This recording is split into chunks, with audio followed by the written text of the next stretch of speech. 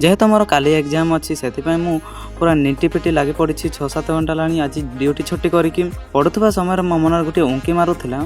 गतकाली check करथिले मोर admit card आसी नथिला से क्रोम को गली क्रोम रो जाके ssc.gov.in को लॉगिन कली लॉगिन कर सारा पर से रजिस्ट्रेशन नंबर और पासवर्ड देली पासवर्ड देकी कैप्चर कोड देकी मोर एडमिट कार्ड आसी कि ना चेक करूथली। मोर एडमिट कार्ड चेक करथिला बेले एडमिट कार्ड टी आसी जाइछि जेहेतु आसी जाइछि मोबाइल रे ताको पीडीएफ करके डाउनलोड करूछि हेले पीडीएफ रे डाउनलोड होउनी सेति मु भाबिली जाए जनसेवा केंद्र रो डायरेक्ट प्रिंट आउट नै कि आसे प्रिंट आउट करबा को हेले मु गाधै नथिले सेति संगे संगे गाधै पड़ला पर मु बाहरी गली जनसेवा केंद्र को जीवा को जनसेवा केंद्र रे पहुंची जनसेवा केंद्र वाला कहली भाई मोर गोटे प्रिंट आउट बाहर करिवार अछि से कहला कोथिरो मु कहने एसएससी रो हां मु रजिस्ट्रेशन नंबर और पासवर्ड दे देली से डाउनलोड करके मते दे देला। तो संग माने देखा आ गोटे वीडियो रे काले की तो बाय बाय।